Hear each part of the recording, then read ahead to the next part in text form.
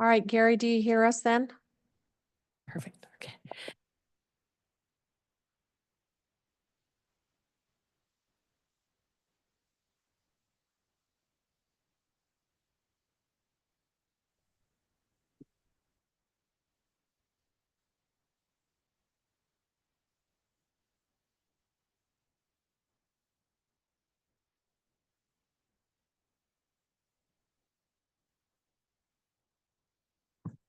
Welcome, everyone. And what I suggest is that one of our planning commissioners nominate a pro temp, which just basically means until our chair arrives, somebody's conducting the meeting. I nominate Ray to be our chair pro temp. That happened last time. It's easy. That's good, you feel good. That's right. Vote. All in favor? I think Jay might, oh, there's Jay. All right, then you can go ahead and start. Do you need, an agenda at all? Great. I'm pulling up right now.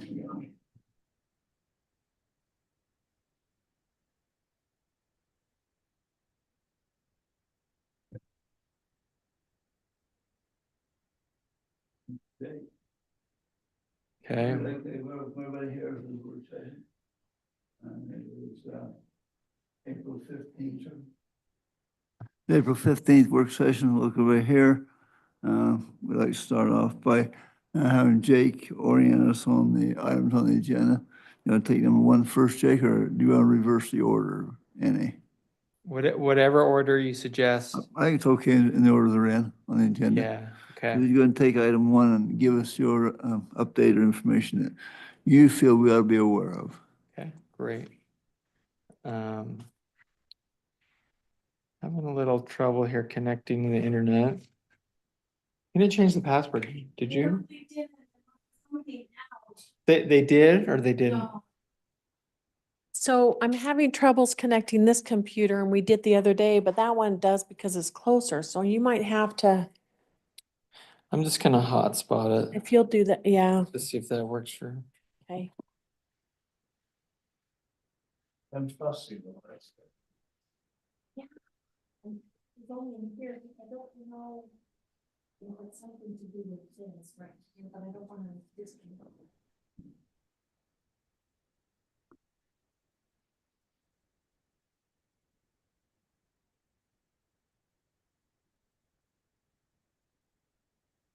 Do you have the packet, Teresa? Could you pull it up while I'm trying to? Okay, our first item, I believe on the agenda is the subdivision.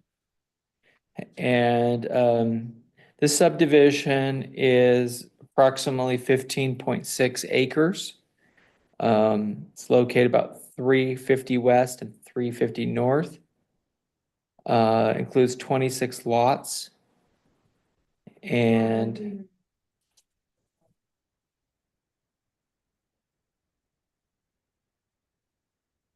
yeah, there we go. So it is the essentially up from the magenta line, the north half of that area. So that those on that Zoom can see it. Okay, great. And that is phase one. That is phase one. And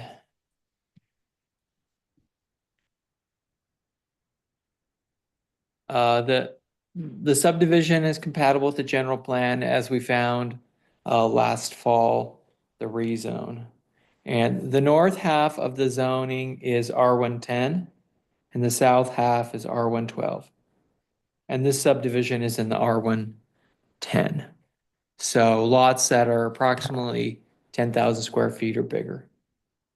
The streets as proposed are standard, are 60-foot right of way. And this does includes all the single family homes, and then also includes one parcel that will be designated, that'll be sold to a private entity, most likely a church. An LDS church for that matter, that I think that's been disclosed as the future property owner. And then also we have a stormwater basin. Teresa, could you zoom in a little? We had a few, and you get this one here, Yeah, yeah, oh, yeah, there's a little further along. the phasing. We'll get to that to kind of show you what we're looking at. I've got a comment right here. Can I point at something? Sure. So both of these will enter onto 3300 West, is that right? Yeah, let's pull that up. This is the one that comes past the new road they're making past Turner's Barn. And then this is the one that goes through the subdivision we're up in, right? Yes, yes. Okay, so they both enter onto 300 West, just enter and exit, right? Scott's Drive. Yes, But the- yeah, so it does 300 in the Highland Road, yes. Yeah, I don't know. Yeah. But there's only one of them. So the flow of the traffic will be like this, right? Yes. Okay. There are other routes though, once it goes out onto, okay, I see what you mean. Yeah, that is out on all, I have is right here. Okay, this is 275 north, I think this is the street that I live on. yeah. Top line plans right here. Is that something we need to bring up? Not yet. Oh, do you mean a stop sign? Stop, okay, not a stoplight, because we don't have any Not a stoplight. stoplight, Well, certainly one of the intersections would have a stop sign. I don't know which one would be more applicable. You know, typically the more thoroughfare doesn't have one. Yeah. And it also depends on the traffic. If there's a reason that they both should have it, then that's an option. But certainly we don't want one or the other. Do you have a comment on which one you think? I mean, so you're on 275? Yeah, I live on 275, that's why I'm familiar with it. And I walk down that way all the So time. you're about 30 homes or so, Yeah, I'm not sure, something like that. something like And that. Right now, where 275 meets that new road, I mean, it's just an abrupt, it's a T. Yeah, so most likely 275 would have the stop sign. Okay. so And that's where- that would be part of this plan and part of the installation. And that would make the other road the main, yeah, the main through traffic, right? Yes, yes. Especially where it tees in Yeah, okay. like that. Great point. You have a stop sign last year. What's that? You have a stop sign going on Scott's Drive. Should know. Yeah, oh, well, going on the Scott Drive, yeah, I as you come out of 275, going, there's a stop sign there. Teresa, will you zoom in a little farther? Okay, Let's take, it's a dead end, yeah. let's look at this. Yeah, keep going. Let's just look at the parcels there. So the one on the upper left, that's the church one. And then the stormwater basin is, Yes. Someone where I circle and that's the stormwater basin. The church. yeah, I'm gonna zoom in on mine. This is not a good picture.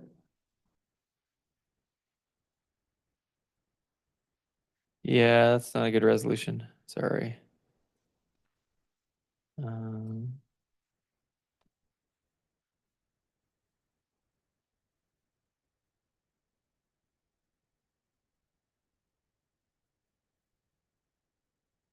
Hold that up.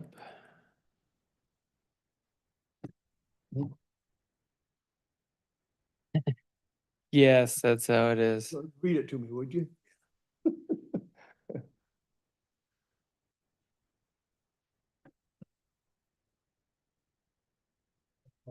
Why I printed it out.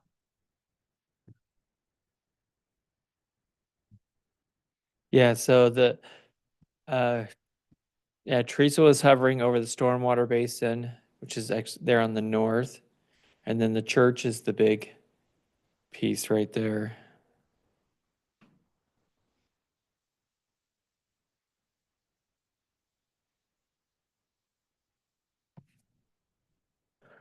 There were a number of engineering comments. Um, n- None of those were significant. Um,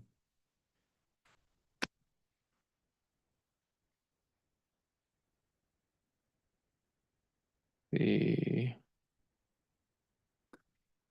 terms of engineering, You- relating to irrigation water, drinking water source protection. Yes. Essentially, there's some wells in this area, and so the plans will have to identify those and have city ordinance protection on those, and then the stormwater basin.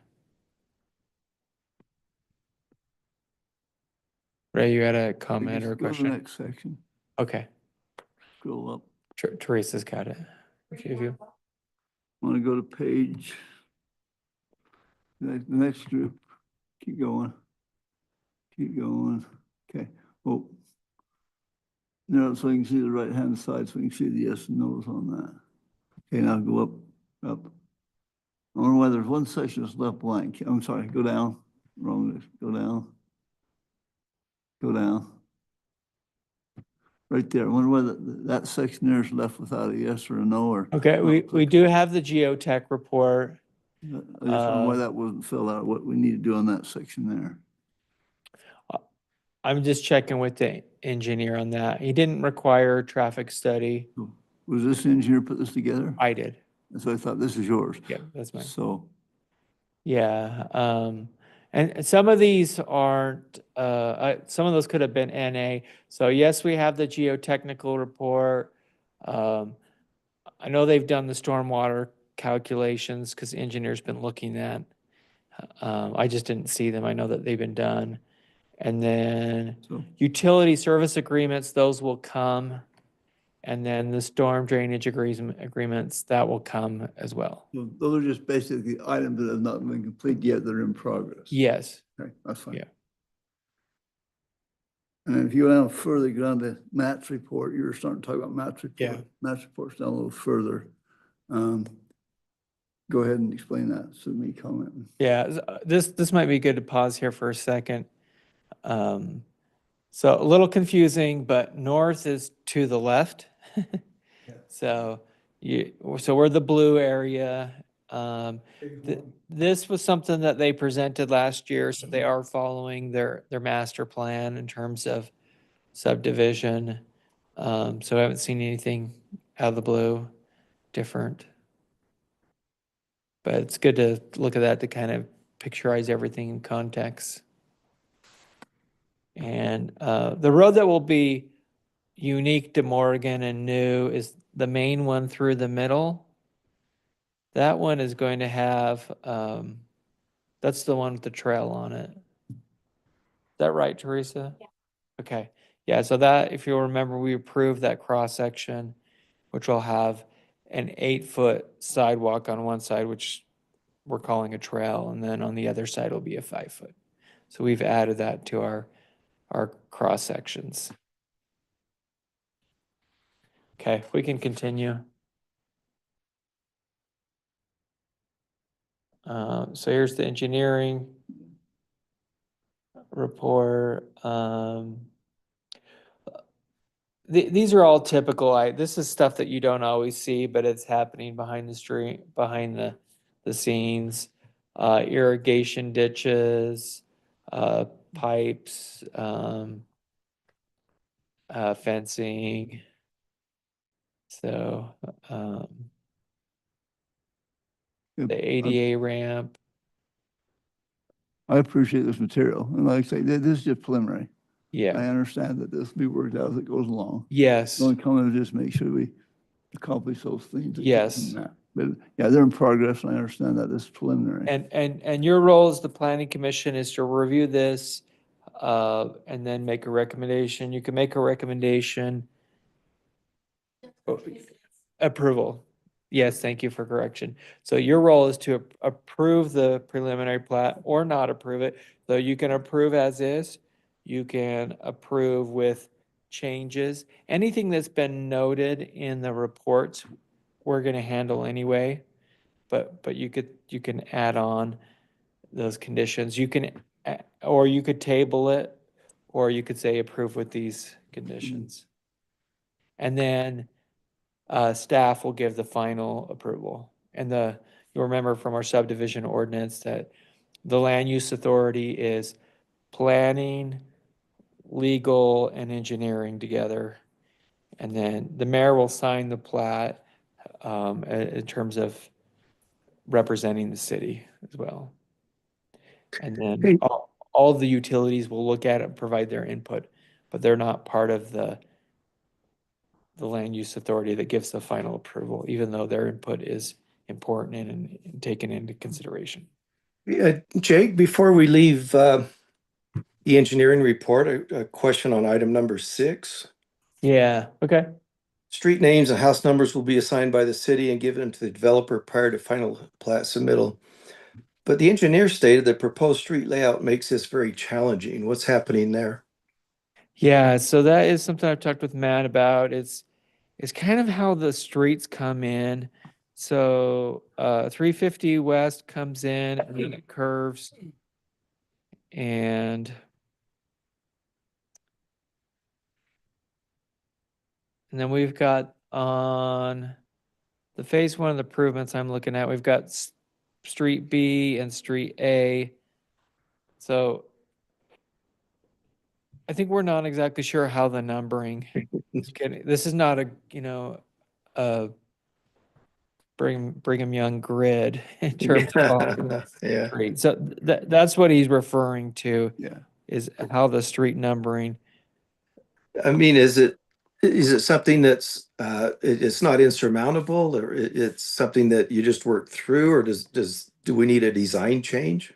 No design change. No design. It's just a numbering issue and how it works with our system, because we have 350 West coming in, and then at some point we turn and we go east, Mm-hmm. and so that becomes the North Street. And I'm thinking that would maybe be like a 250 North. Well, welcome to the real world, huh? Yeah, that's more. We have had a few of these cases over the last couple of years even that we've looked at that things were a little bit confusing. All right, thank you. And it may be one of those things that it's not so obvious unless you live in the neighborhood and you know it Mhm. in terms of what street is what. Okay. Yeah. Any other questions from the commission on this item, number 1? Okay, anything else you need to say, Jake? Ready to move to item 2? Yeah, we can go on to the next item. Second item is historic overlay zone regarding allowance for low profile signs. Yes, so we're proposing changes to both the historic overlay zone and also to our sign ordinance on low profile signs. The Morgan Code had 2 terms for this. Monument signs is another term. That's a pretty common term in the planning and design and sign world. But the code also called it low profile, and that's just the one we stuck with. Not a lot of significant changes from last month. Last month, we had more of a discussion, and then tonight we actually do have a public hearing, so you'll need to open the public hearing. Invite anybody from the public, both present or online, if they have any comments on these changes. Teresa, if you don't mind rolling through. So one comment here, this is a change in the code that the sign approval for historic overlay will now be staff if you approve these changes. In the past, you've asked, why are we approving this? You felt like maybe would just be a staff approval for signs in the historic overlay, and so that's what this does. Okay, we can go on. Okay, yeah, keep going. Okay, right here. So for a low profile sign, you get 1 per property. It's also, and this is in the historic overlay, it's in, the sign size is per low profile sign in the current sign ordinance. And we didn't change that. The size of the sign that you can do is the same as before. I didn't see any issues there. We had some of this language in the historic overlay zone that I borrowed and modified, that we want it to be like a simple design. So that's number 3.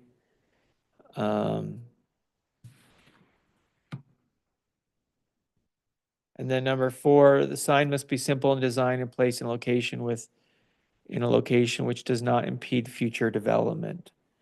So what we're saying is, if you know a building is going to go somewhere, don't put a sign there. And then this number 5, the low profile sign base must be a minimum of 18 inches in height. So that's what the sign sits on top of. And made of historic and lasting materials that match commercial street buildings of distinct historic value. Approved materials include brick and stone or other historic materials as approved by the city. So this is the way of embracing the historic, is saying we want to use brick or stone or whatever materials exist. So you're going to have your sign on top of this base. I've looked at historic signs around Utah and other places in the country, and that's a feature I noted, is that a lot of times that base material matches the architecture. So, question? Yep. So outside of the historical zone, is there any restrictions on low-profile signs, like coming down this street? Yes, there are. And that's already in the ordinance. That's already in the ordinance? It's already in Okay. the ordinance. And the size is the same, whether it's on Commercial Street or on State or anywhere in the city. But if you're on Commercial Street, then it does have to have that base of brick or stone. And then there should be some design attempt to match the building and the theme Okay. of it. So outside the commercial zone, it's already been established of what the low-profile sign will be? Yes. Okay. Yes, so what we are adding this to the historic overlay, that was not allowed before. Okay, we can go on, Teresa, unless there's any other questions so far. Okay, this is where we had some, so what's crossed out is existing code language that we're removing. So what does it mean what's left?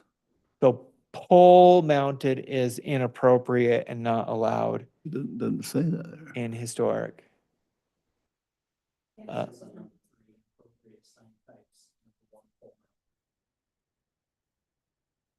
So yeah, so under 3, inappropriate sign types, signs that are out of character with those seen historically and would alter the historic character of the street are inappropriate. Oh, man. And then we have our list. Pole mounted, animated, so kind of flashy signs. Number 3 is a little generic, but any sign that is visually overpowers the building or obscures significant architecture. I do think that's appropriate, even though it's not, it's like you'll know it when you see it kind of thing. And then number 4 kind of also matches up, flashing signs that are not allowed in windows or on buildings. Okay, we can continue. So that's what's not allowed. We are allowing internal lighting. There was a conflict before that we identified, and we said internal lighting is okay. It's also historically happened, neon lights or other lights. Again, the review by the city, so that's part of it. We can continue.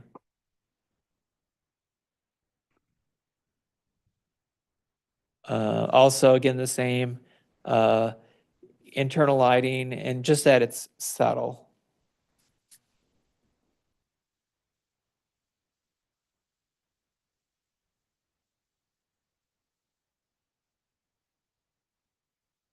Okay, this is where we've now moved into the low profile in terms of across the board. So it must be separated from other detached signs by a minimum of 75 feet. Previously it was 150 feet.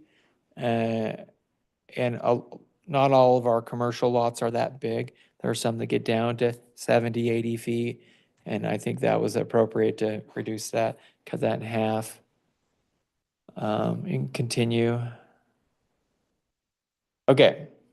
This is new language. This is based off of, this is new from last month. We talked about the off-premise okay, but what does that mean? So off-premise, low-profile signs may be approved by the city with the following conditions. A recorded temporary and revocable sign easement is required to allow the off-premise sign. So that what that means is, let's just say the mayor owns one property and then Ray wanted to have his sign be part of it from his property. They need to be next to each other. Also, we need a recorded easement so that there's basically an easement drawn up, written language that says the property owned by A allows B next door to have a sign on it. And that's recorded with the county, so it's on the property and runs with the land. But that easement is recorded as temporary, meaning until the owner of that property wants it removed. So it's at their discretion and it is revocable. This way, if, I'll just say property owner A who has the property and neighbor B wants to put the sign on it, then you can't, but property owner A later on wants to put a building where the sign is, he can do it. And it doesn't give power to the non-property owner of what to do with that. Does that make sense? So that's our temporary and revocable easement. That's something I worked with Gary on as part of this. Go ahead. Yeah. Doesn't own the property and the property. Somebody You speaking? wanted to. Oh, there.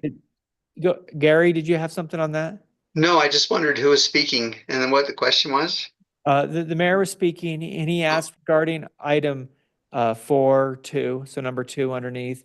He asked, could there be a time associated with how long that easement lasts? And the answer to that, Mayor, would be yes. And that is the reason for the temporary revocable sign provision, number one. You could actually put a period of time in the easement if the property owner desired to do that.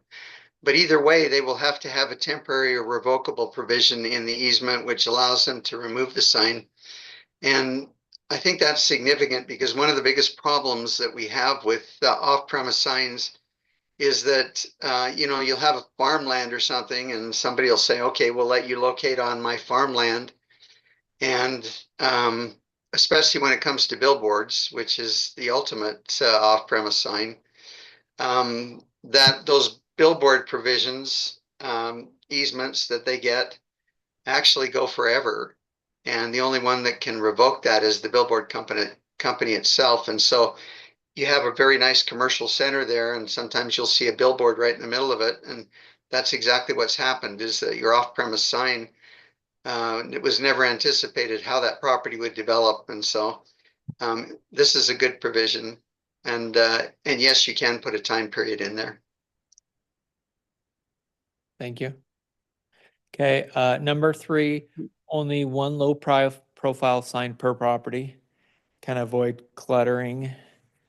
And then, and also what that means is you can combine displays and signage onto a single sign.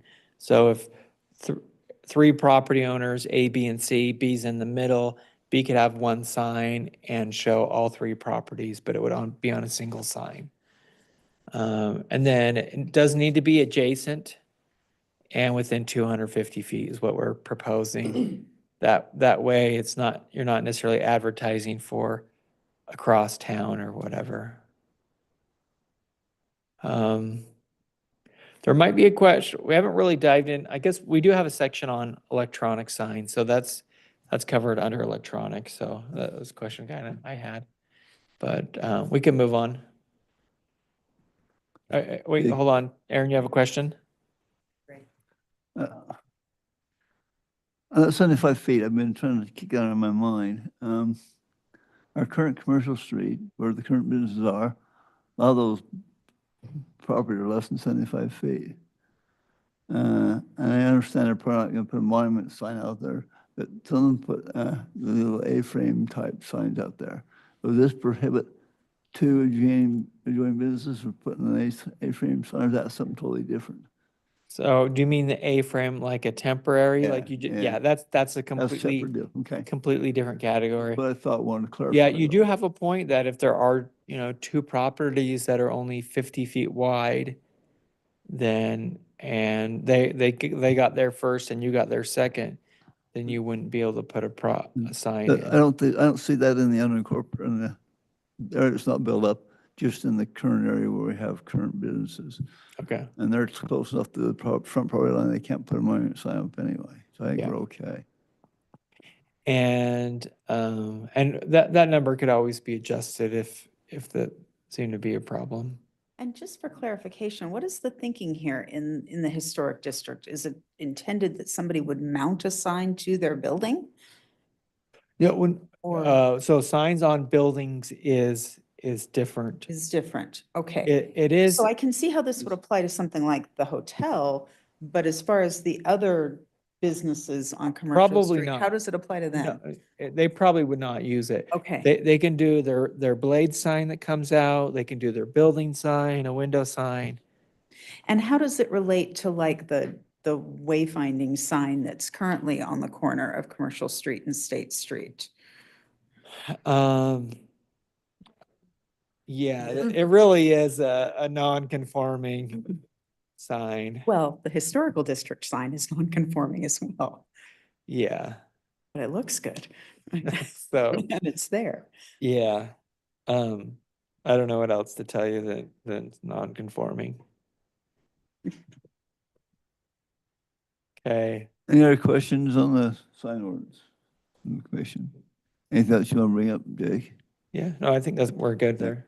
So Jake, just to be clear, the staff now approves those, it won't come to the planning commission. Correct. Okay. And hence the statement, the planning department, meaning the city staff. Yeah, yes. Yeah. Yeah, anywhere we use the word city, then, and we're essentially saying that the planning department, but there may be a case where we need to bring in engineering or public works or somebody else to provide input. Okay. All right. Tracy, you want to go on to the next one? Okay, the next item is a little bit unusual. This might be harder to read. So as we were working through an application last month, we saw a part in the code, the city code, that was a little bit confusing. And the purpose of this change is not to actually change the code, but then just to clarify. So under the RM, we scroll down in the RM zone, it might be easier if we just look at it online. Under our development standards, it says, in the top line, it says, one lot, one building per lot of this size. And then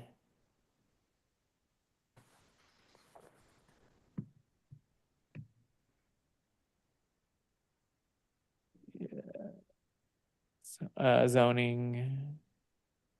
And then I think it's under development regulations, 1014.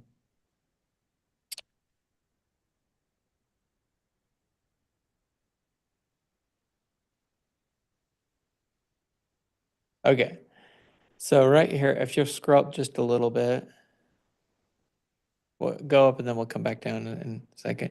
So under the, oh, keep going up. Thank you, right there. So under the residential zone regulation chart, on the left, it says minimum lot area, first dwelling. And then it does have the footnote there. And it, in the top row, it says one lot. So if you look on the right side, for the RM7, it says 8,000. And then the RM15, it says 8,000. So if you read that, then you're saying, oh, if you're in the RM zone, then your first 8,000 square feet, you get 1 unit. But under the footnote, it says the RM7 and the RM15 requires 8,000 square feet for the first 2 dwelling units. And so I'm not actually sure we even really need to be doing official code change. It's more of just, my recommendation was just adding the clarifying language. And maybe Gary has a comment.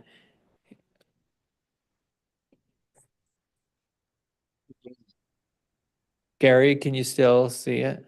Yes, actually, I've got it on my screen up here. Yeah, I don't even know if after I submitted this, I was thinking, do we actually even need to? You've got your footnote down below, which I think is probably enough, but It just was confusing the first time I reviewed that It's- application. it's really one of those things that is just up to the planning commission to determine whether that gives more clarity to it or not. And if it does, it's fine to put in, that's not a problem. And if you had trouble reading it, you are the expert.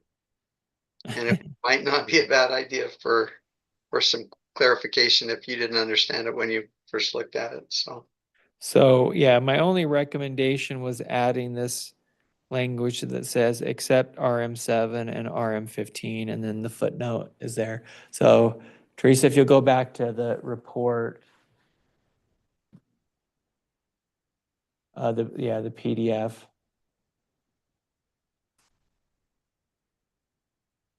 Um, Yeah, that's right there. So the language in red is what I was considering adding, just that kind of clarifying language. Does that clarify? Because there's still got to be a requirement for it. It's not totally exempt, is it? The RM 715. Yeah, the footnote was already there. Right. Right way, those two sections are not going to apply. You gotta go down and footnote C what. But does that override the footnote? You're saying that doesn't apply in RM 715 Well, we're saying, on the chart. If you put that on the chart, yeah, that override the footnote. I'm not following. It says minimum lot area, square feet for first dwelling unit. If you say exempt from RM 715, does that override the footnote or the footnote still in effect? Footnote is still in effect. Because the one's still there, okay? Yes, yeah. So now you read it, and unless you go to the footnote, you're like, oh, that's how it is. And then if you go to the footnote, and that's where I was saying, now that I looked at it multiple times, I was like, I don't know that we really need this Yeah. change, but I think it could help future people. So it's I would it's maybe suggest instead of saying except for those, say, refer to footnote 4, RM 715. yeah, I like that. Instead of saying exempt, and that, in my mind, I read that, doesn't exist. I'd put refer to footnote. Yeah, that'd be great. Simple language there. Making a note here.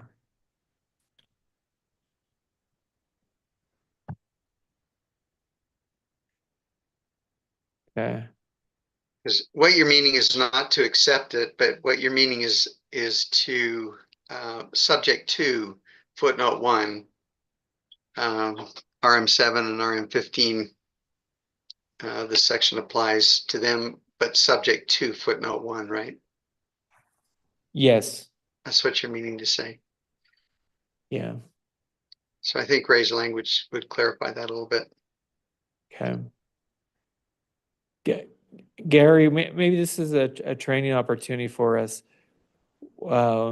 What's a good best practice when you see in the code places where things might be a little gray or fuzzy, but do you have to go through the process of public hearing and changing it officially?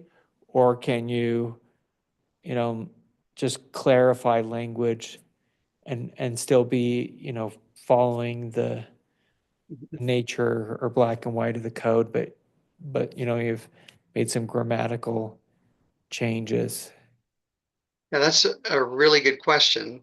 If it's substantive, it should be changed through the planning commission and through recommendation of approval to the city council and having the city council change it.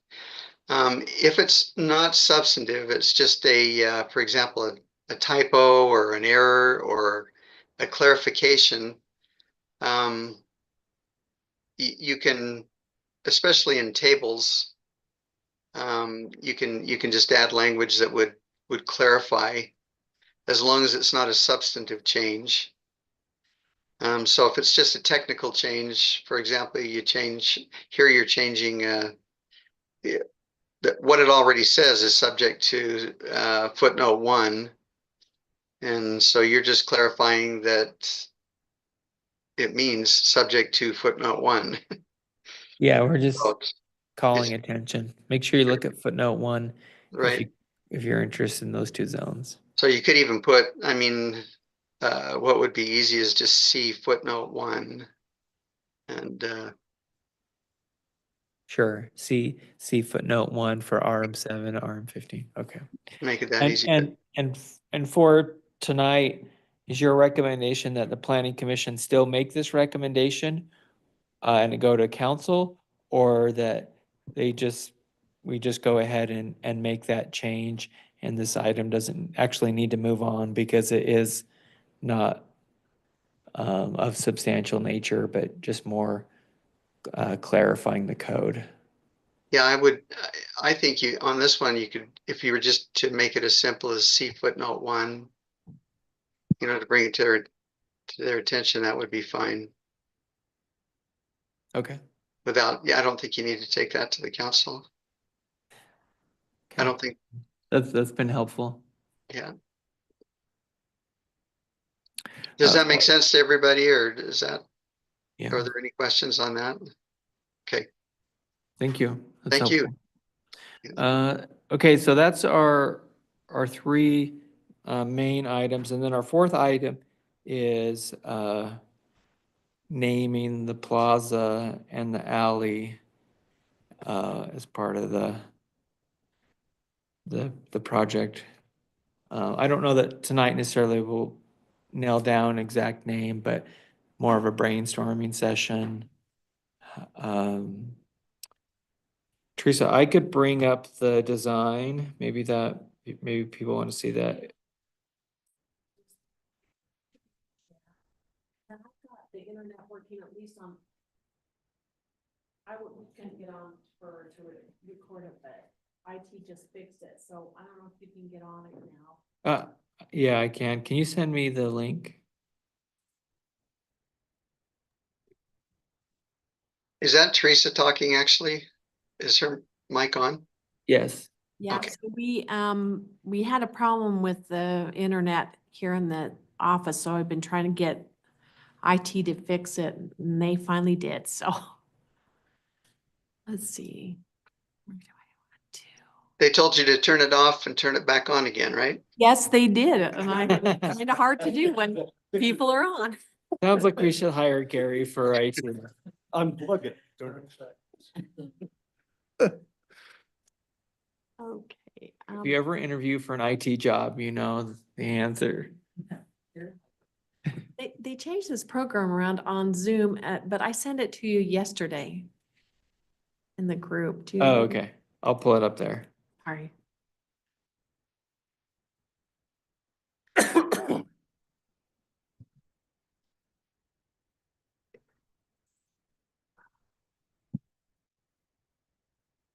There we go.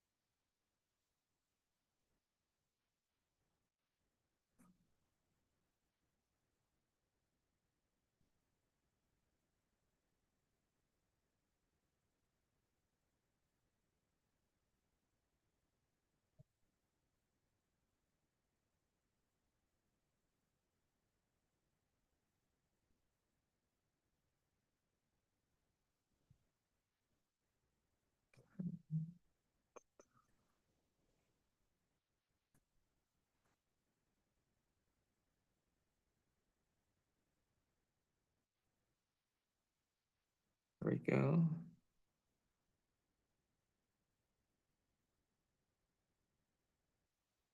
Are you in? I think it's trying to connect me twice. Oh,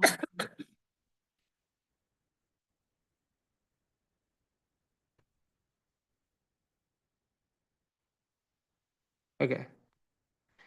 So this is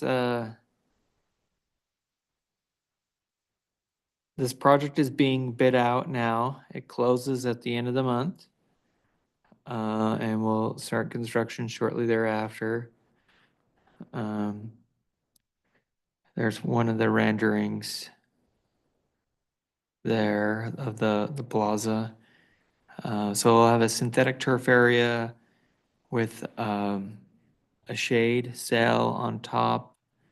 The beams for the synthetic, for the shade sail are railroad rails matching our entry sign. And then a blue colored concrete. And then the rest of it will be normal concrete, fire pit, and place for a food truck. So the fire pit here, moving the existing pergola over here. This is the city's temporary stage, so that'll become the permanent home of that. Here's the conceptual entrance design into the pedestrian alley. Also taking on the railroad theme, like a trestle bridge, railroad trestle bridge there. Going in, and then bistro lighting on top. So, as is, and then here's kind of a bird's eye perspective, and then the alley behind. And then these building renderings are just conceptual, you know, something that landowner could do if they wanted. But the alleys being bid out for construction and also the plaza. So, with the planning commission being the advisory committee to the downtown district, historic district, we want to see what your thoughts are for names.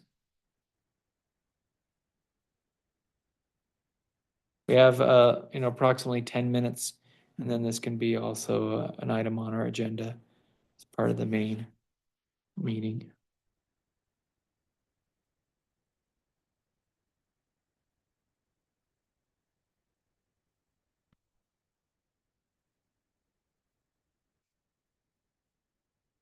We, We're pretty quiet. Any ideas, any thoughts? Well, I mean, we need to name it after someone. There's a driving force behind it. Is there, I mean, I don't know. What direction do we want to go? Is there? yeah, not at this point. There was discussion about the original dealership for the young Chevrolet was here, and it was under like a different name. That was like what was it called? Do you remember? Jack Olson Chevrolet. Jack Olson, Olson Chevrolet. Olson Chevrolet, so Maybe, Jack or maybe Olson. we named it the Young Plaza, he would give us some money. Uh, That's what I was wondering. That really is on the table. I actually have texted Ty to see if he's asked them, and he hasn't, but I think that certainly is on the table. Maybe something the mayor would want to talk to them about. So certainly that is on the table. Obviously it's historic and would really help the city because it is expensive. And there really is the two components. There's the alley, we want to give that a name. And then there's also the plaza.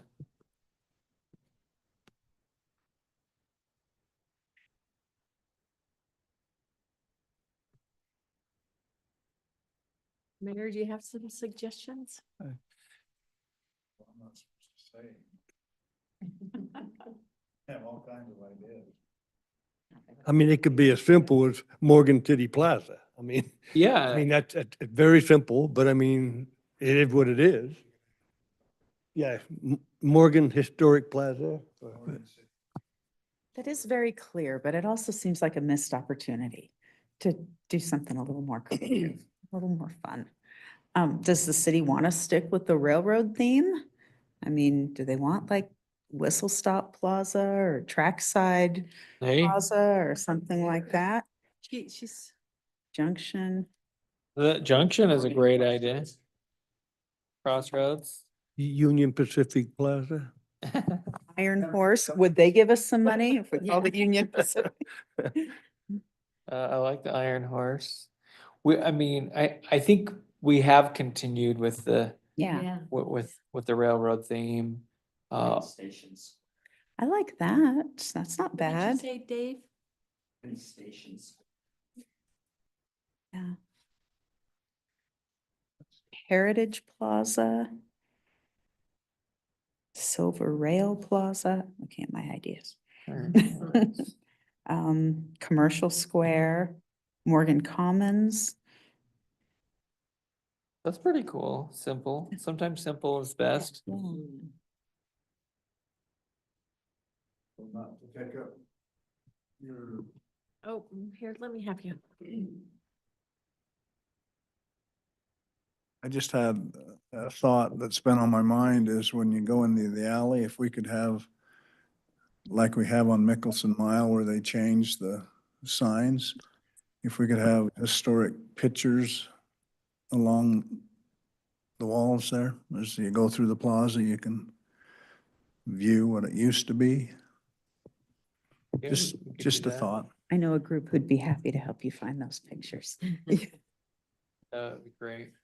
Also, I think in the future, with permission of the building owners, there could be murals on both sides. Just giant murals down. Well, are they brick buildings? They are. Your Yeah. Preservation Society is not going to want the Yeah, brick yeah. painted, but yeah, but some way to introduce public art Like, would be I don't awesome. know that the grounds for coffee is, I think, I mean, that's just that green color. I don't know. And if it's already painted, that might, That one is already. Hey, Jake, Yeah. just a thought, just to throw out, maybe to help generate interest, open up a naming, say, process or a contest, whatever, to the community. we could do a community contest and then the planning commission could judge it. Absolutely. I think that's a fun idea. Yeah, we create some interest. Yeah. Community, yeah. Sure. I mean, it's a wonderful project and here's maybe a chance to get some community involvement. Yeah, Jay said, you want to read that?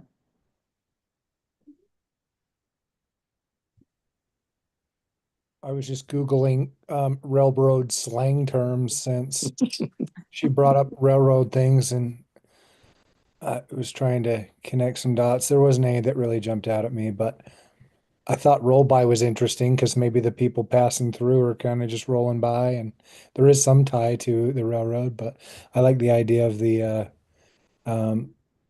people. That's a popular thing right now with the naming of the Utah Hockey Club and stuff. It seems like people like to be involved in naming. That's a good idea. Yeah. Right. So we're almost out of time, so maybe you want to end the meeting now So or that- end this. That's we still can on our pick it up. agenda, so you still be thinking during it. between But now and when on the that could be a agenda. recommendation of tonight is that if the planning commission so deems is to do that. Although I think we would probably want to find out if there is a donor first. That can make the difference between getting all of it built this year or all of it built by 5 years from now. So. Okay. We'll save that discussion for regular meeting. Okay, work session adjourned.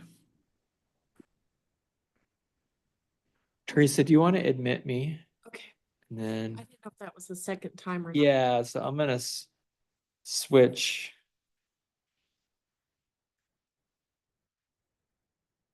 If I move out the entrance of plan, you just said I'm on my, so Okay. we could probably delay just a few minutes.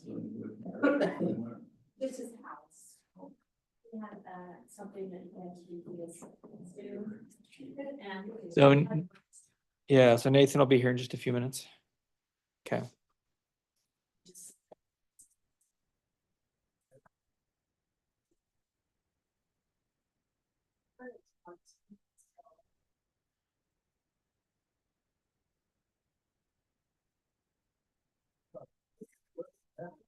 It's council room, but I couldn't get the internet here. So I feel like. Yes, it was kind of interesting, wasn't it? It was, did you go? Yes. Yeah. Oh, we could go down there, yeah, it was very interesting. Yeah. Oh, anyway, I've got some people in the hall on the line. Oops, sorry. Okay. Yeah. When it's, if this does work, Teresa, then I can take over the screen share, but Okay, so, it's just taking a minute. and I hope it's good, it's working, because he had to get on. I just haven't used my phone. So the right side of my computer, like the one that's in the hall, Yeah. is this big one, and this is connected to the internet, but the small one, I have to record. It's our official record. Yeah. And it wouldn't do it, so he did.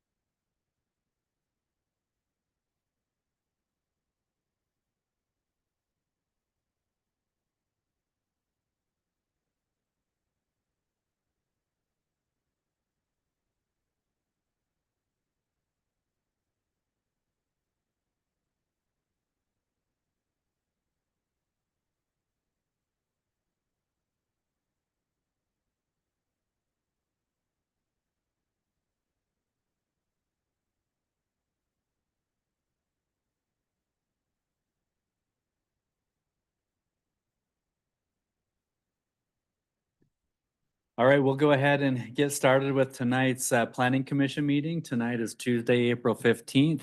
Thank you all for joining us in person and virtually. For those of you in person, if you could sign in if you haven't already, that'd be fantastic. This, as a reminder, this meeting is being live streamed as well as recorded, so keep that in mind as well. And I'm the chairperson. My name is Nathan McClellan, and we'll go ahead with the agenda as outlined.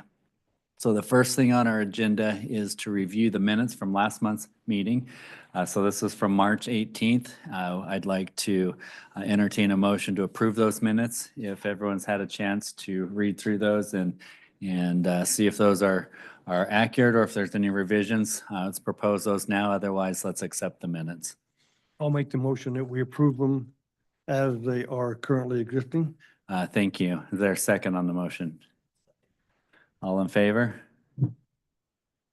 It's unanimous. I see Jay's hand as well. Thank you. We will take the agenda as outlined. I apologize to my fellow commissioners. I was not in attendance for the work session tonight. And so you may have to fill in some gaps for me as we go through this. But the first agenda item is for a preliminary subdivision. This is Morgan Creekside Meadows subdivision phase 1, approximately 300 north and 350 west, which is 15.46 acres. We will take this agenda item first. Our action, just to be clear, we're making a motion to approve to the city council or to recommend to the city council. Correction, Chair. As just as a reminder of the new subdivision ordinance, the Planning Commission approves the preliminary plat. Okay. So Thank you. it'll be your role to approve as is, recommended just for the preliminary plat, approve with changes, table it or deny it, but yeah, your role is the approval of the preliminary plat. Thank you. And then the administrative land use authority, which is city planning, engineering, and legal, are the final plat approval. And all that is per state code. And this is really our first subdivision with this new process as You'll adopted. probably have to correct me again as we No, go you're through doing this, great. but thank you. I appreciate that. Well, even better. So we would make a motion to either approve or not approve. That's our action as a commission tonight. Jake, would you mind sharing the city, from a city planning perspective, the context of this particular project? Yes. Teresa, could you bring that up? I'm having trouble again here connecting. We're having some IT issues tonight. So we'll scroll up to begin this. So the subdivision is approximately 350 west, 350 north, 250 north on the southwest part of town. It is 15.6 acres, 26 lots, single-family lots, includes a stormwater basin, and then also a larger parcel which has been designated as a cell to a religious organization, a church, to be developed. And it is R110 zoning. And in terms of review of the subdivision, we did find it to be compatible with lot sizes, setbacks, lot widths, and so it's compatible with planning. It's compatible with the uses being residential. There are a number of items that city engineering has found, but those items will be worked through as part of this approval. Some of those include the stormwater basin, ditches, irrigation, the street intersections with the ADA sidewalks where it domes down at the intersection. So that is an overview. We do have the applicant here, so at any point you can ask him questions on it. This is a phase one. Teresa, will you scroll down? Let's show the overall phased plan. So there it is, four phases. This is the area in blue, and north is to your left. And are we considering just phase one? Yeah, just phase one. The other phases are kind of for planning purposes and just understanding it. They have the legal right to do them differently per zoning, but it does help to understand that. This does have multiple points of connection going out to Island Road and for ingress and egress. And it does have a standard street cross section, which is 60-foot right away. Thank you, Jake. I appreciate that. Let me turn to the commission. Are there any items that came out of the work session that were unresolved that we continue going through? Do you want to hear from the applicant? And if you'll just state your name. Okay. Ben Russell. Ben, thank you. Yeah. Appreciate you joining us. Yeah. Like I said, I wasn't present during the work session. I did have a chance to look over the details of the project that were sent to me, but is there any other information that we can share or that you would like to share about this project? I think Jake's done a pretty good job of going over it. I mean, if there's any questions, I'd be happy to respond to them. Maybe your construction timeline, once you have approval, obviously there's city pending before you can start, but once you have approval, what would your construction schedule look like? Well, get going as quick as you can, you know what I mean? Obviously, while the sun's shining, that's when it's best to do this kind of work. And so we need to get going as quick as we can, but we've already done some work with the relocation of the ditch, the South Morgan ditch that kind of needs to be adjusted there and some preliminary type of things. But yeah, just waiting to get going in earnest. Any other questions from?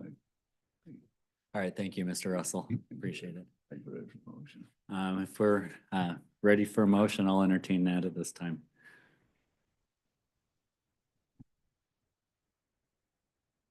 I move to approve the preliminary plat as is. Thank you. Is there a second on the motion? I'll second it. And before we vote, any further discussion on that particular motion? Do you know, Nate, maybe just for the record, would be important to note that the staff recommends approval also. Thank you. All right, let's go ahead and vote. I can see Jay, I've got you on my screen again. All in favor? And Jay's hand, yeah, all opposed? Did I see your hand on the favor? She just told me 2 votes. so Okay. Yes. I see. Well, motion passes unanimously. Thank you. Mr. Russell. Mr. Chairman, Yes, that motion would incorporate by reference all of the recommendations of staff, including the engineers' recommendations and the planners. Is that correct? that's the person who made the motion. We amend it because that was the intention, but it was. No, that's, we It just. was need to implicit, confirm but that. not explicit. Okay. No, you're great. That worked. I knew that's what you meant, so. Okay, thank you. So Appreciate the we will clarification. continue to work with you on all those items and the engineering, and you got a copy of Matt's report, the engineering. Yeah. And so, yeah, we've been working with Matt. We've obviously been working with you, Jake, and yeah, we plan on meeting all those requests and requirements and look forward to that. The last list of comments was we should get through them really quickly. So nothing there that was super outstanding. So. Okay. Yep. Great. Yep. Thank you. Thank you. Yep. Go ahead, Ray. Yeah, this is preliminary. We understand that. Yeah, it's preliminary. So our understanding is as it progresses along, you just continue to work with staff and work with Yep. Matt and staff and then get ready for final. We'll Yep. put it- Yeah. Yep. Everything looks in order as far as preliminary. It does. Yeah. Yeah. Thank you. Yeah. Yeah. We, like I say, we'll just continue to knock them off the list as they come up, but yep. Okay, thank you. Thank you. We'll now move on to our next agenda item. And Gary, in the past, I have had a preference to try, when we've had multiple public hearings in one meeting, to open one public hearing as opposed to opening and closing 3 public hearings. I'm still inclined to do that. Is that appropriate for the subject matter of these hearings or not? Yes, that would be, that'd be great. Chair, if I may, so on the agenda, we have 2 public hearings. There's three. Oh, there's 3. There's 3 on the agenda. What's the third one? Sign ordinance, and then the amendment to the table. Oh, okay. Hold on. Is, Thank you. I've been corrected. So we would only need to open 2 of them. The third item, the clarification on the zoning for the RM, that one is in our work session, we decided that Okay, so we're taking number 4 off the agenda. is number, It is number 4. yeah, we're taking number 4 off the agenda. Okay. And the reason is because it's not actually a code change. We just talked about clarifying the language in the code. Okay, so just for my benefit, then administratively, we can just make that change and it happens. We don't have Yes. to have, okay. Yeah, we don't even need to discuss it further unless the planning commission Okay, perfect. decides to. We will take items 2 and 3 then and move forward with the public hearing in that regard. So how I'd like to do that is before we open the public hearing, Jake, I'll have you give some background and context to those 2 initiatives. The initiatives, just for record, is with respect to 10.14.090, the historic commercial overlay zone regarding the allowance of low profile signs and applicable regulations. The second one is for chapter 10.32, sign regulations, specifically 10.32.130, which is related, low profile signs regarding allowance of off-premise sign representation on a single sign. So those are the two pieces. I'd like to get the planning's perspective, just set the context, and then from there, we'll open the public hearing.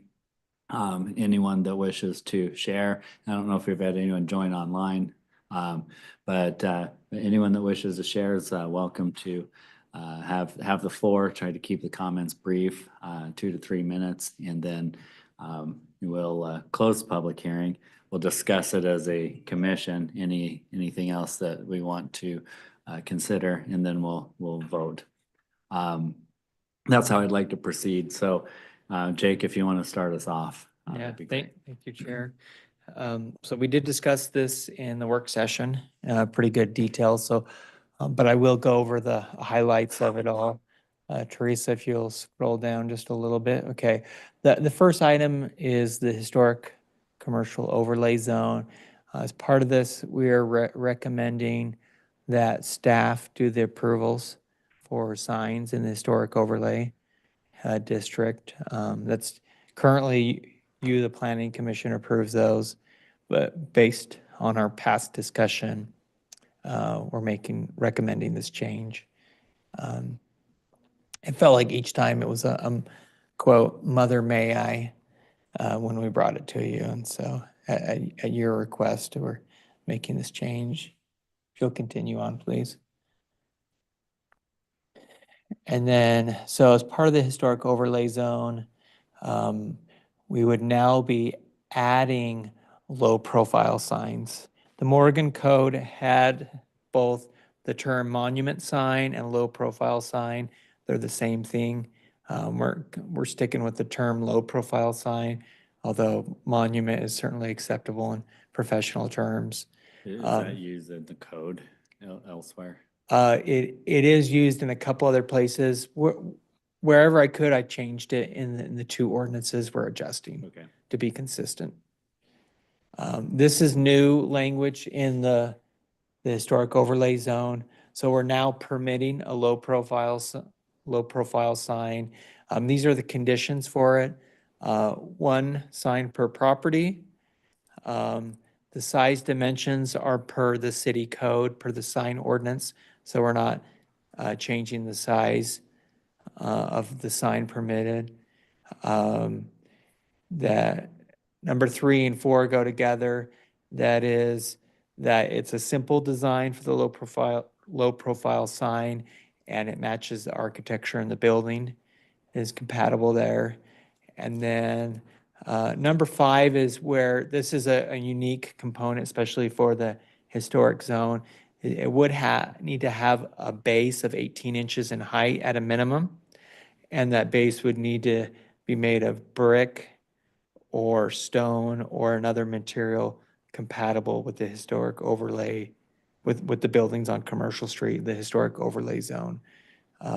That's how we're tying the historic component of the low profile sign with the architecture And just to of the clarify, commercial base, district. we're not talking about the foundation it sits on. If it's on a concrete base, are you saying that has to be edged with brick, or just the 18 inches above that? Yeah, that's above grade.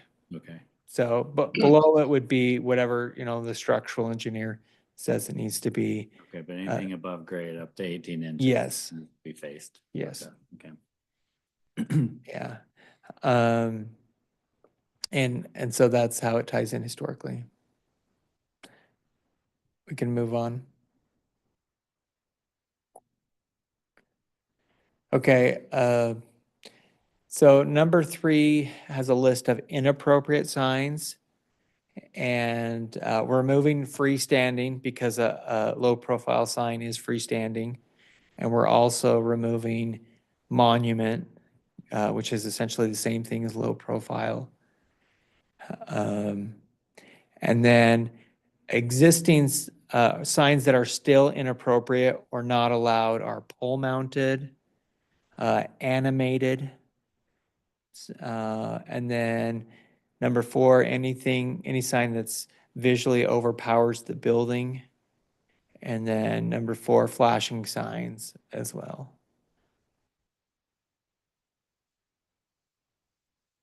So this is a code change that we've identified in the past, is that internal lighting is okay.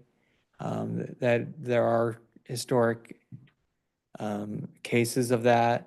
And then also a number of our current signs were already internal lighting. So there was a conflict there. And that internal lighting does need to be subtle. And one thing I just want to mention, that before the code allowed neon signs, which is a form of internal lighting, and neon signs are historic, but they're also bright and kind of almost flashy. So this is compatible with that. Now we moved on to changes in the sign ordinance. So we have the 2 back to back. This change there, number 5, the current code says you can have a low profile sign every 150 feet. We're lowering that to 75 feet. There's a lot of properties that are down in that 70 to 100 foot width. And so this would allow them to exist. And then also we are allowing off-premise signs, but these are the restrictions for it. One, approved by the main thing is it's approved by the city. That would be staff. 1, a recorded temporary and revocable sign easement is required, so that if property owner A has a neighbor come to him, property owner B that's next door and would like to have a sign, then they would have a written easement, and that would be recorded at the county, and that would allow that sign to exist. However, it is temporary, meaning it's not forever, and it can be revocable. So if property owner A decides to remodel his building, add on, or do a new building, or just something different, then he has the right to do that. 2 goes along with that, that the sign and sign easement may be removed by the landowner. We certainly don't want to prohibit new development or buildings based off of a sign or an easement. Number 3, only one low profile sign per property. So essentially, if A and B both wanted to have advertising on their sign, then it would be on a single sign. The purpose is to minimize cluttering. And then number 4, the off-premise sign must be adjacent to the property where the sign is proposed and must be within 250 feet, which is a pretty significant distance. You know, a block in Morgan is 400 feet, 450 feet by 200. So in our historic core, so that gives you an idea, basically within a half block or less. If it were Ridley's, that would be 1 block, but that kind of gives you the idea. And I think, is that it? That's it in terms of the changes on this, on the signage. I think it dials in a number of things that are helpful. Okay, thank you. That gives for you that. a summary, and if you'd like to open up the public hearing. Yeah, I do appreciate the context. It helps. Let's move into the public hearing portion. We'll open that by motion if someone would be willing to do that.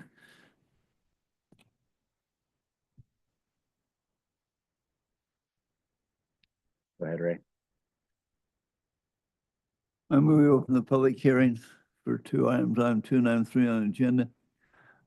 Item 2 is historic overlay zone, change for low profile signs and applicable regulations. Item 3 is sign regulation to regular code as dealing with low profile signs and off-premise signage. Thank you. And a second on the motion to open the public hearing. I'll second. Thank you. Let's vote on that. All in favor of opening a public hearing according to the motion as outlined? And I see you as well, Jay. That's unanimous. The public hearing is now open for anyone who would like to share their thoughts. Now is the time. No?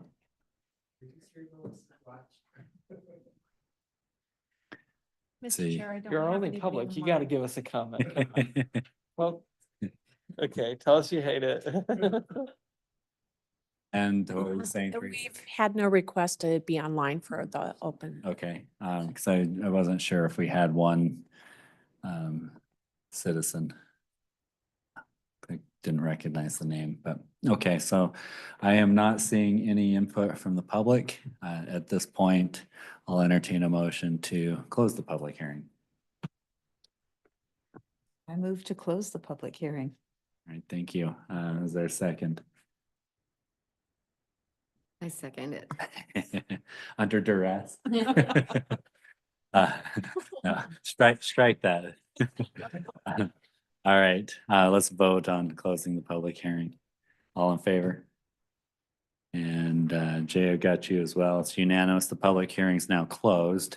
As a commission, before we vote to send this to the city council, let's discuss anything else that may have come up from the work session that was unresolved, or anything that may have just come up that we should work through. Go ahead, Ray.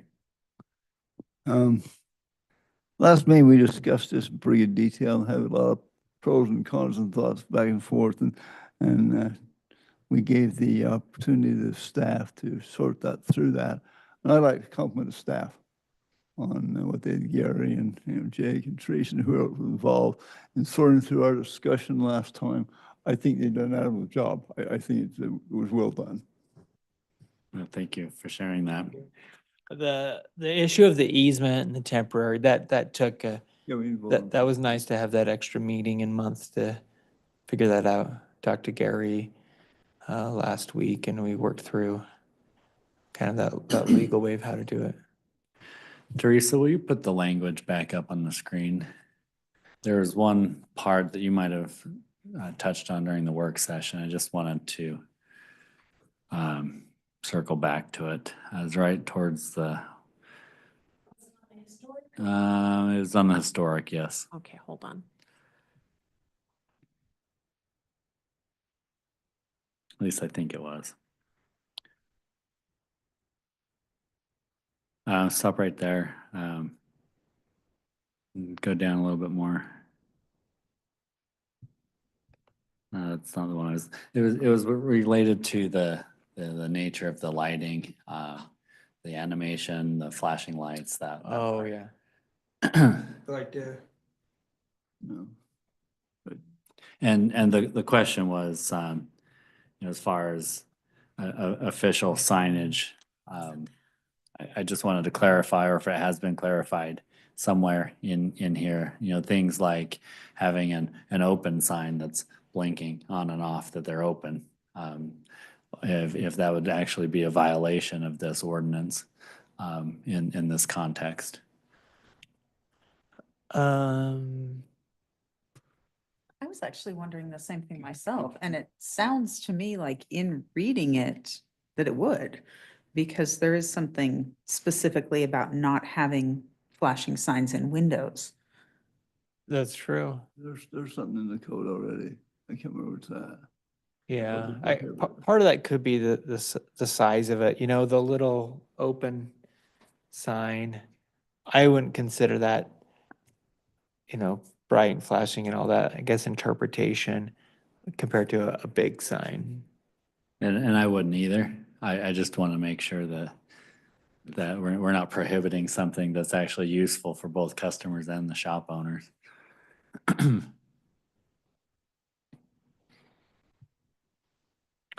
Let's see. There was a second question. I can't remember it. Scroll down just a little bit. I think it was after this one.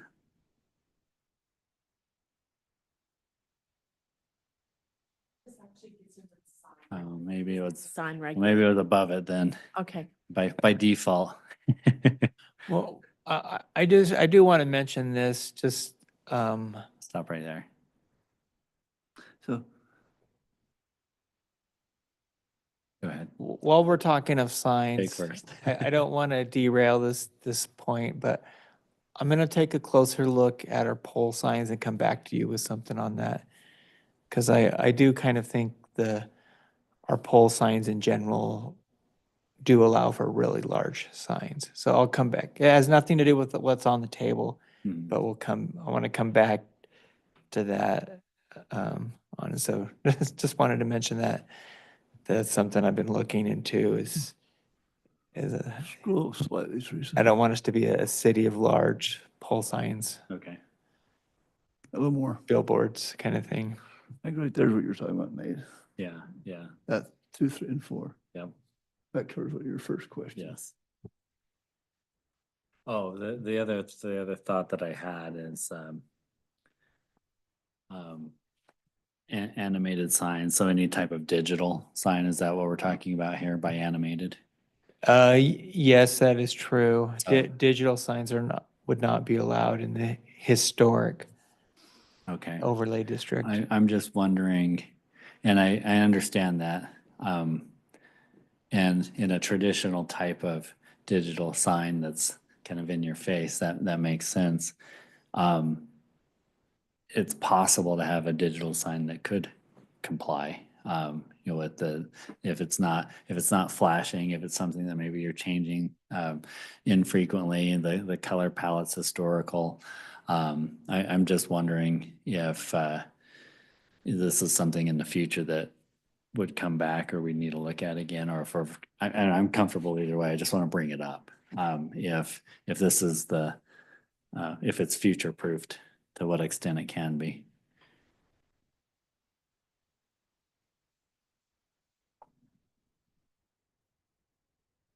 My 2 cents on that is that at this point, I would rather leave the language the way it is. And if something comes up that would be appropriate in the historical district, then we could address it then. But I feel like trying to anticipate something that might come along in the future, we would have to make it too broad. at this point. That's a good point. I like that. And no dancing guys out in front. Yeah. I do wonder if maybe tonight the planning commission wants to add the term, there's inappropriate, and I would say, and not permitted. That's my last question. It's because it is slightly vague there. And inappropriate doesn't always mean, sounds like you're talking to a kid, right? Doesn't always mean not permitted. So I think maybe I would suggest, as I look at that again, I would suggest maybe we just add that, those two words, or three, and not permitted at the end of the I like it sentence. for my 2 bits. Right there. Go up.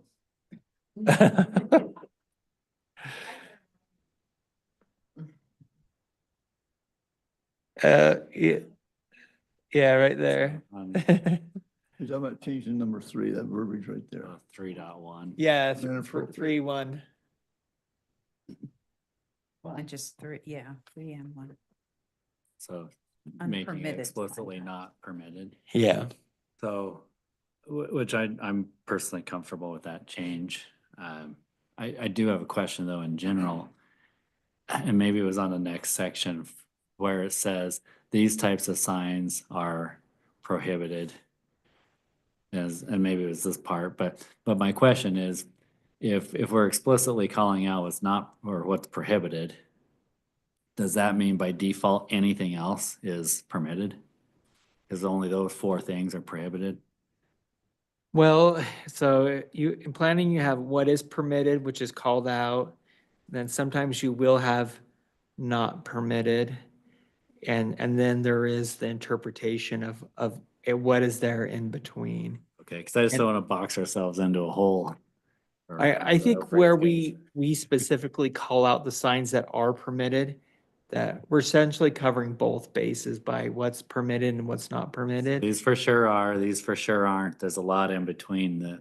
And those would probably not be permitted unless they were so closely allowed to the permitted. It's on a building, or now it's a low profile sign.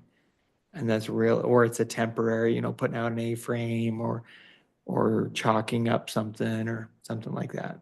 Okay, those are my questions. What other comments, questions do we have as a commission?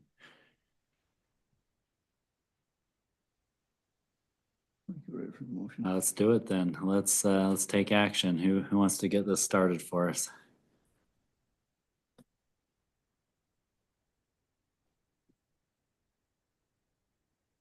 Feel free.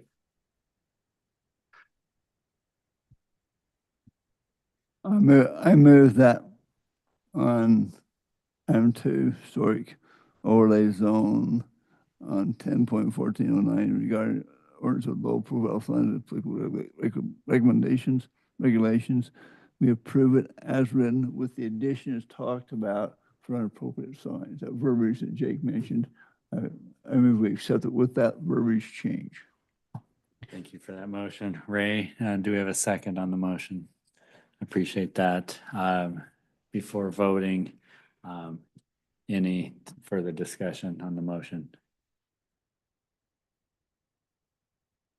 All right, then let's go ahead and vote. All in favor? It's unanimous. Motion passes. And just to clarify, did you say move to the city council favorable, or we approved it? This one, city council? Yes. Yeah, the city council will have We the may need final. to adjust. Okay. So how do we do that? Just, You said that clarification, this will go on. the okay, city. so motion passes with the clarification that this is moving to the city council. For final approval. Final approval, correct? Would you consider that a positive recommendation? Yes. Yes. Okay. All right, thank you for that. We are striking item number 4 from the agenda, so that takes us You gotta to. do you gotta do 3. Oh, did we do it? We're doing You them. did Okay, 2, you gotta do perfect. 3. Let's do number 3 with similar call for for a motion. And again, either a positive, favorable recommendation of the city council or not. Yeah, I'll make a motion that we forward the recommended changes in chapter 10.32 sign regulations, specifically 10.32.130 low profile signs to the city council for final approval. Thank you. Is there a second on the motion? Second. Thanks, Aaron.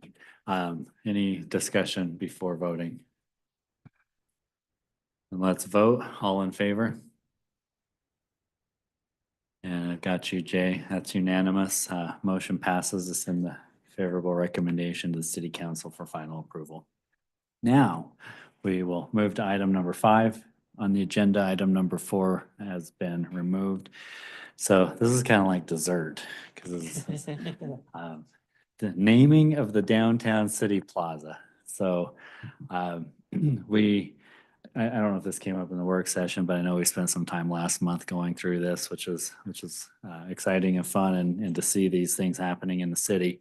But Jake, do you want to catch us up with any context that we need? Yeah, so as part of our downtown planning project, and also just the city being proactive with the downtown commercial street, we have a design done for the plaza and the alley. And construction documents are complete and are out for bid, and the bids are due by the end of the month. So this isn't just a pie in the sky, pretty picture project. This is something that's being bid on. So this kind of gives you a viewpoint of the property behind Commercial Street as is. And then here's a rendering of what this could look like. I just want to clarify, these buildings are private property buildings, and there's actual no proposal on the table for those buildings. Does the city own the land? No, the city does not own that land. However, the city does own the alleyway, which is where the cars are parked. And so that comes around. So just behind, so you'll come off behind on 150, and then there's perpendicular parking, and then at some point there's a little bit of parallel on the side and more perpendicular, and then you come around a little bit of parking. Also here behind by the chicken place, and then we also have the plaza and the pedestrian alley connecting to the plaza. All of that has been designed and is under bid for construction. And so really there's 2 things to consider naming. First is the street alley, and then the second is the plaza. Here's some renderings of the plaza. For reference, this is the coffee building, Grounds for Coffee, and then the bank building is right here. And then the barbecue place is right here. And so the design includes a little synthetic turf area with a shade sail overhead. The posts holding up the shade sail are railroad rails matching the new entry sign coming into the city. And the design as is for those to be recycled railroad rails. And so tying in that historic nature, a blue colored concrete kind of symbolizing the Weber River, but also pulling people from the street in to the plaza. The design has a gas fire pit, so you push a button and the gas comes on for a few minutes. And then we would be moving the pergola spot, and then there's movable tables. The city owns a stage, and so this will become its semi-permanent home. It can stay here or it can move. Is it weather worthy? Yes. So it does have an awning over it. I think, does it, Teresa? It does have a removable awning, and this actually is on wheels, and so it can be moved too. And it collapses down, and it has a protection so that during the winter, it'll be covered. Okay. Yeah, okay. Just out of curiosity, did the plans involve any running of power to the stage? Yes, there's a ton of power in Okay, good. here. Utilities are very expensive as part of this. There'll be power. So there's a raised planter box right here. It's kind of behind this corner. You see it right here in the corner through the shade cell. There'll be power there. There'll be power up against the shade, and I think we have some power in the walking alley. We're planning on lighting and potentially speakers on all of these posts, and also lighting, like bistro lighting in the pedestrian alley. Here's kind of a nice look at the entrance into the pedestrian alley. This is a conceptual sign. This is not part of the current bid, so that'll be coming. But the idea of like a trestle, like a railroad trestle bridge there, and then I think in the future potentially, I think this side is a painted brick, so maybe a mural could go there on that side. A nice big long mural that is on a building, so that would require the building owner permission. But the idea is to pull people in from the street. And then on the turf area, lots of like, I don't know if you've seen it before, people have large Connect Four games or like giant Jenga, or just like a lot of things that kind of fun for people to do.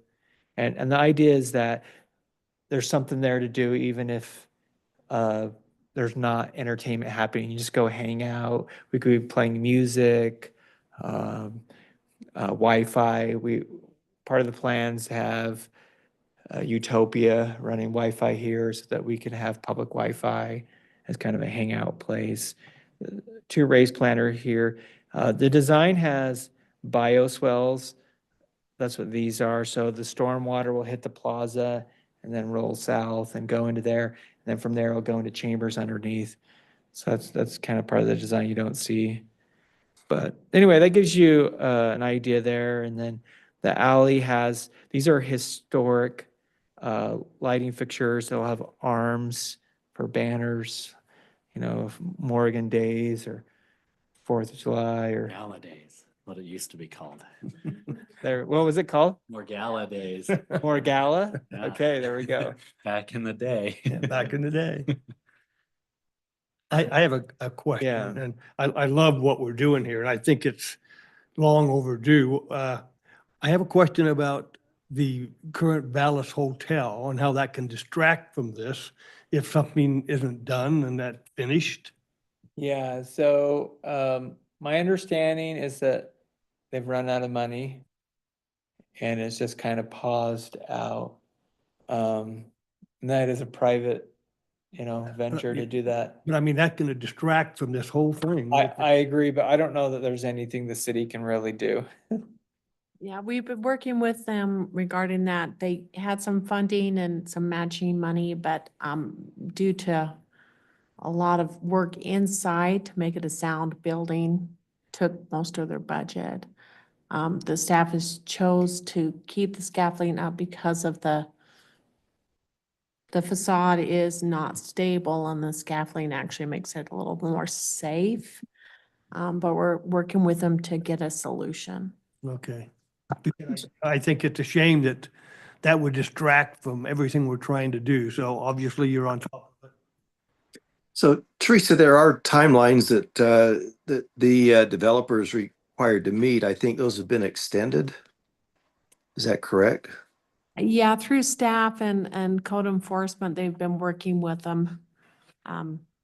So hopefully we get Yeah. a resolution. Yeah, the goal would be to have it resolved by the developer versus, alternatives. Correct. I failed to mention earlier that Ray needed to step out early, so he's excused for the rest of the meeting. Thank you. So the planning commission is the advisory committee for the historic overlay district. And we've asked for name suggestions for the plaza. I'm going to mention what was brought up in the work session. Iron Horse Plaza, Morgan Station Square, Heritage Plaza, I think just a commercial or commercial street plaza, Morgan Commons, and roll-by plaza. Roll-by is a railroad term. But also what was mentioned in the work session is having a naming contest. Before we talk about that, I do want to mention, we also have talked about that this is the beginning of the Young Automotive Dealership. Jack Olson was the original founder of that, and there is a thought that maybe we see if they want to make a large donation to have their name on it and have a historic significance to it. So that is something that staff could ask them about. That could help the city. This is gonna be, together, this whole project will be well over $1 million. And so that could assist in making sure it's complete, or even adding some of the bells and whistles. So that's, obviously, there's been no discussion, no offering, none of that. So that's more of just mention, like, hey, maybe have someone talk with them. But also this idea, next month we could come back and you could decide, maybe we put this out naming. Jay mentioned that, like the Utah Hockey Club, and, it is common these days to have naming contests, and the planning commission could narrow it down to, 3 or 5 options or whatever. So a couple questions. One, the objective tonight is just to continue this discussion. Yes, There's you no- don't, no, you do okay. not have to have a name Okay, picked so I tonight. just want to be clear on that. Second, we're naming the plaza, not necessarily that alley. And the alley, So yeah, both, yeah, okay. both are on the table in terms of naming. Because I like the idea of them being complementary. Yeah. If possible. So those are my questions. With that in mind, my thought is, first step should be to see if we can find a sponsor. And so that would be something we would need to establish before we move forward. And then whether or not we did, if we were going to go forward with the contest, there are kind of 2 ways that we could do it. We could open it up to the public to suggest whatever they want, and then presumably the planning commission would be the judges. Or we could narrow it down to 5 or 6 names, all of which we're okay with, and then let the public vote on those. And so That's that a would be great an way option to too. consider. That's a very safe way too.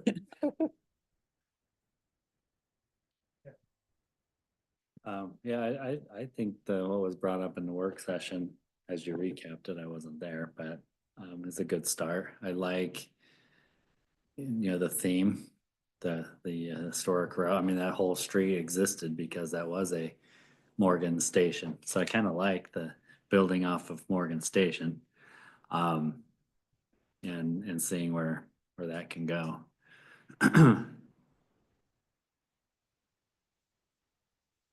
There's also Front Street Plaza, or Front Plaza, right? That was the historic name. I don't know why it's not called Front Street instead of Commercial Street, but Interchangeably in town. you could always rename it back to Front Street too, if you wanted. But anyway, that's another thing. Well, what else? I think there's a lot of potential for community engagement here, both in the plaza space itself, but also in the naming and in the, people being invested in watching this happen. I just I want think to it's see one of great. these shops be called Off the Rails. Great, Off open the it up. rails. Ooh, I like that. Yeah, that's a great comment. You don't want Off the Rails Plaza? Well, not for the plaza, just like some of those shops. It sound like crazy. That could be the alley, Off the There you go, Rails alley. yeah. The only thing I can think of with alley is Diagon Alley. Harry Potter fans. You're gonna need a wand shop if you offer that. People will come.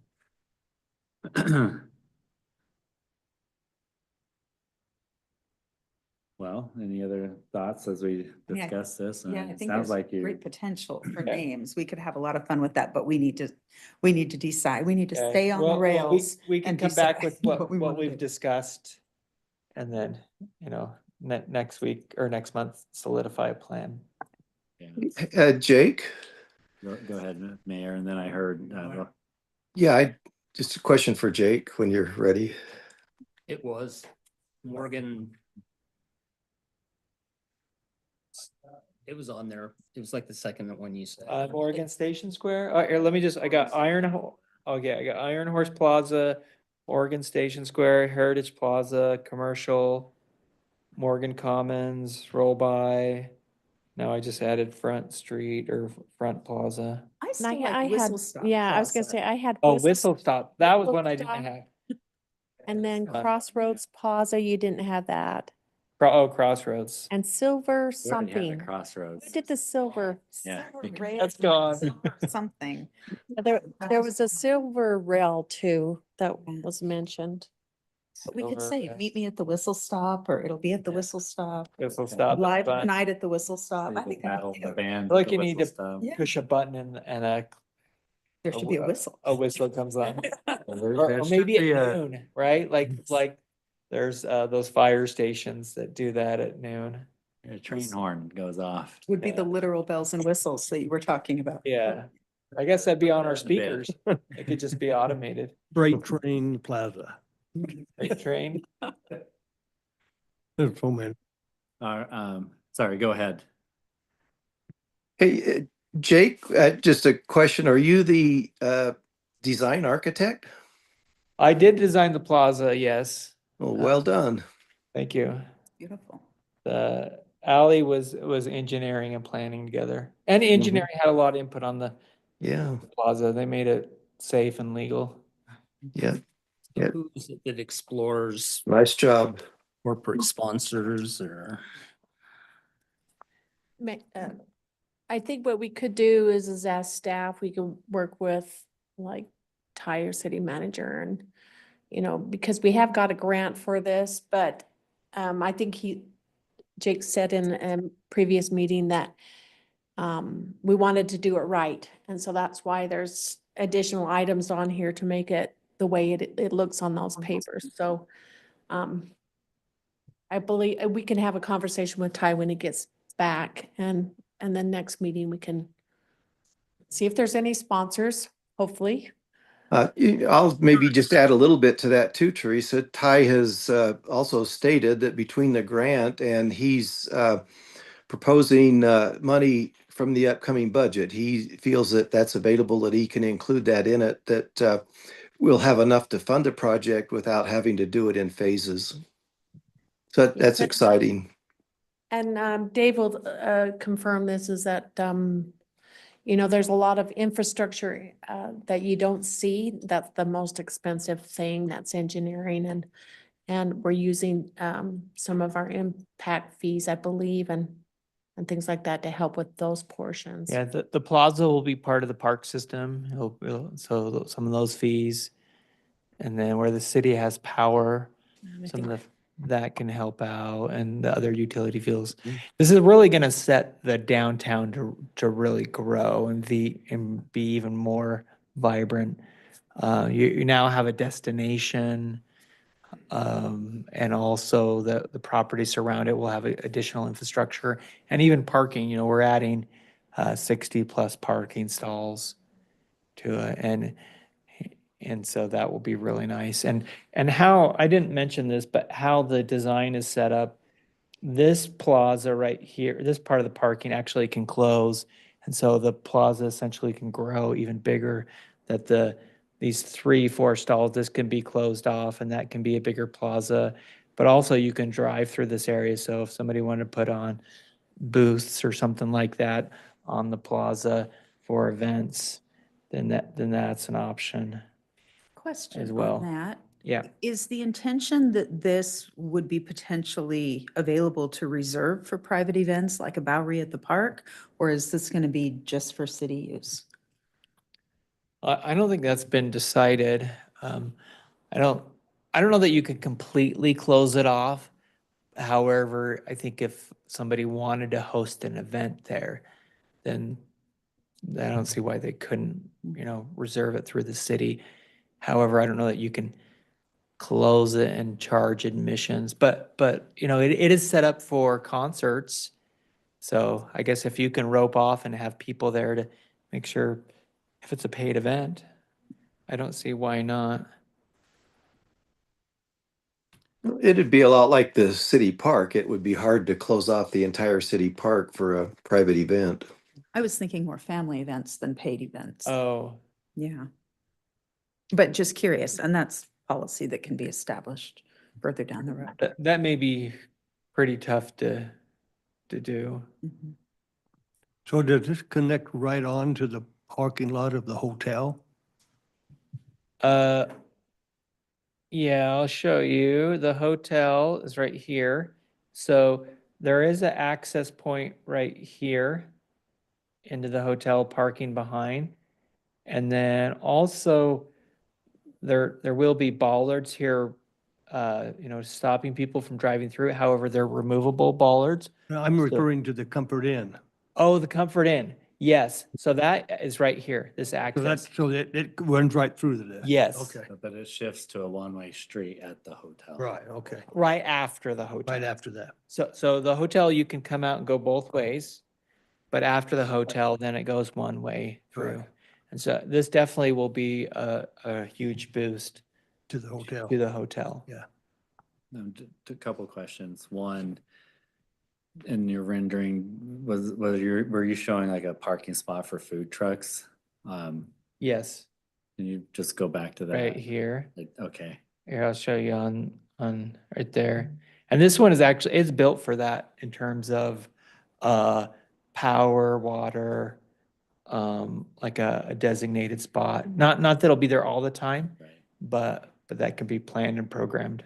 And is there room for more than one truck at a time? They would have to be, they might have to be self-supporting. Yeah. And we might be able to run some power cords here and But there. if we had an event or the city had an event and wanted to bring in 5 trucks and Where are you talking about the parking lot? So where you were showing them that that particular part of the parking lot can be closed for events? Yes. Then that's where you could have additional vendors and then we would probably bring in some power to help with it, but because you can close off a certain portion is not actually affecting the alleyway and one of the things. Yeah, these stalls right here. And I'm gonna put a plug, because this is one of the things I really liked and Jake took us on a tour, is that there's no curb and gutter on that, the north side, and so actually it's just flat. And so if you actually had such a big event that you could close the entire alleyway and have it be walkable and safe, and it's just like one huge area. It's kind of cool. One other question, just based on the rendering, looking at that building that has the rooftop, whatever that is. Yeah, these ones tables back and- here. I'm just, in the code that we just submitted to city council, did that pass last month? It did. So does that remind me, the language, clearly it's mixed use, but does that allow for, let's say, a rooftop restaurant? Or is it only retail and restaurant on the first floor and only residential above that, or? No, they could do a rooftop restaurant if Okay. someone wanted I to. just wanted to clarify that we didn't inadvertently prohibit Yeah. that. Okay, That would be allowed. Been a weekend in New Braunfels, Texas. Yeah. A lot of rooftop restaurants. yeah. Those are fun. It's great. And then just the last thing, it may have been said in whimsy, but I kind of like the concept of having a train horn go off at noon every day. Okay. I think it's worth exploring, just it's unique. We used to have a noon whistle here Yeah, when I was growing up. yeah. Every day at noon, the whistle went off. I think it's kind of Been there fun. since- Fire station that did it, or? Yeah, it was a fire station. Every day at noon, that means everybody could hang up their work for a few minutes and go eat. And it was the noon whistle. That's Do you right, the remember the whistle. noon whistle? I mean, it may not fly budget wise, but I think to Well, explore actually, something like that. electronically, it's not hard because we're running power around and so speakers there. So I don't think that's out of the question. I don't know like what device would run it, but I think that's. Yeah. Yeah, we wanted to have, this is overbuilt with utilities for some water, electricity especially. All the bollards are lit bollards, the lights, running wiring for speakers, public Wi-Fi. So we want it to be a hangout place, you know, we want the teenagers to be hanging out here rather than wherever they go. The library, oh. That's a good spot too, actually. Get them out of the library, whatever you gotta do. Well, just some gut reactions then, because it's a discussion and sometimes first impressions, but I like what you shared, Aaron, about Whistle Stop. To me, that has staying power, efficacy with remembering it. And, you know, if a name like the Dirt Spot can catch on. Yeah, the dirt button, Peter. The Whistle Stop, you know, it's something people, I think, could It's fun. gravitate Well, and towards. then Aaron said, you did an event, you just kind of threw out some Whistle Stop I don't know, what did I? say? concert. It was, It was the Stop Plaza. Oh, Junction was another one. Yeah. Yeah. she did an event there, but interesting, when we were doing the downtown historic overlay zone and spending a year and a half doing that, I'm not sure, David was on the commission at the time. The Historical Society came and as they told the history, Commercial Street was created because it was a stop for the railroad. So I think that, you know, keeping with the railroad theme is what it was. So. Yeah, I kind of like it. And if we had a whistle there. That's right, it would fit right in, absolutely, yeah. fun. I think it's I think great. it's a unique Utah name. I cannot think of any And that's what I thought. Whistle There are other Stop. junctions, there are other heritage, there are other Stations, pioneer places. Station and- Park, all Yeah. that. Yeah. But it's a little bit unique. So Yeah. every day at noon, it woo woo. Whistle Stop. Mhm. And we all go home for lunch. That's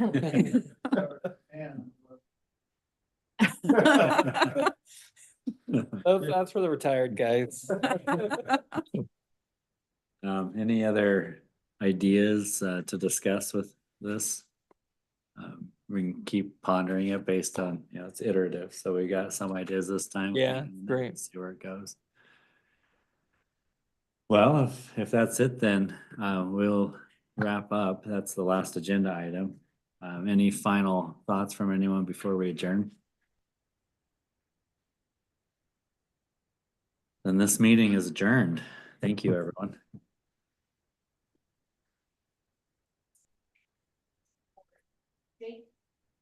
Jay said he had some pictures that he sent to my email, and I'll send it